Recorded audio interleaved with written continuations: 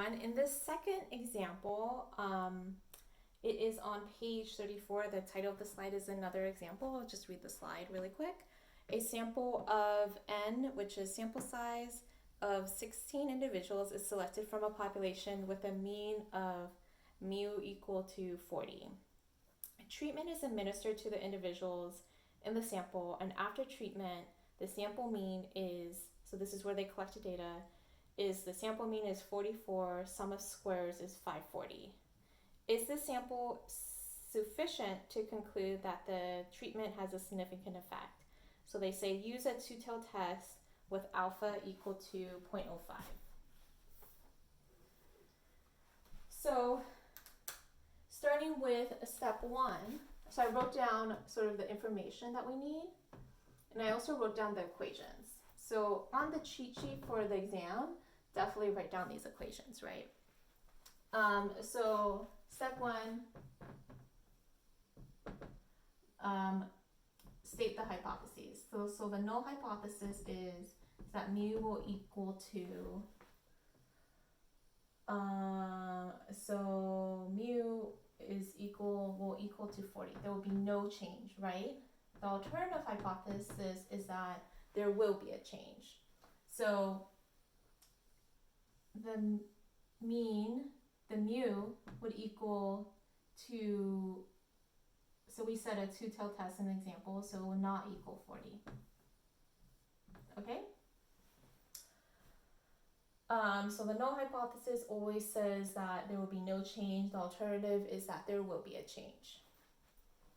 Step two, we find the critical value. So I said the alpha level is 0.05 and it's a two-tailed test, right? So whenever it's two-tailed, the alternative is that it just does not equal 40. When it is a direction, there will be a greater sign or less than sign, and I'll go through that example. You'll see that in another video. But when it's a two-tailed test, our alternative hypothesis is just that it will not equal 40, or it will not equal the population mean. So now we need to figure out the critical t value. So this is a two-tailed test. So we're going to go to our critical t table. Two-tailed test, so that will be the right three columns. Our sample size, so let me calculate degrees of freedom, is n minus 1, which is 16 minus 1, which is 15. Okay? So I found my n minus 1 is 15. I'm going over all the way to the right, to the middle column where it's 0.05. And so it's 2.132. You guys see that?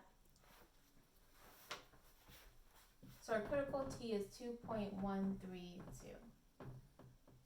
Plus or minus, right? Because it's two-tailed, it can either be less than 2.132 or greater than 2.132.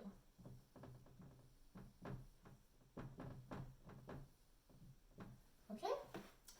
So now is the fun part, right? We calculate the t statistic for this problem. So step 3, we calculate the t statistic. So I already wrote the equations, and I wrote down the information from the slides. So for variance, we have sum of squares over degrees of freedom. So sum of squares is 540, and that is divided by degrees of freedom, which is 15. I can't do that on my head, so I'm going to use my calculator. And I get 33.75.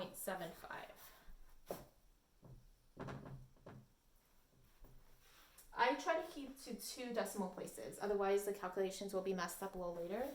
So try to, for all these calculations, keep to 2 decimals if possible, if needed. Then the standard error, so this 3b, so this was 3a, this will be 3b. Standard error is the square root of 33.75 all over our sample size, which is 16. So I can't do that in my head. I got 1.5. So that's our standard error. And then the last part, actually calculating the t-statistics, we do 3C. So that'll be sample mean. The t-score is equal to the sample mean, which I wrote down, which is 44, minus 40, which is the population mean, from the problem, all over 1.5, right? Because this is calculated, this standard error, which is the bottom of the t-statistic equation, okay? So that'd be 4 over 1.5, which is 2.67.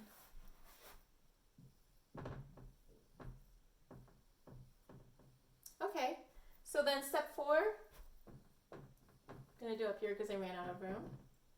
We find that the t-statistic, right, is greater than our, in step 2, we use our table to figure out that the critical t-value is 2.132, right? So that means this is larger than 2.132, so we reject the null hypothesis. And I really want to point out, I'm saying positive or minus, I'll try to always do that, because it's two-tone. It's either negative, lower than negative 2.132, or greater than positive 2.312. Okay?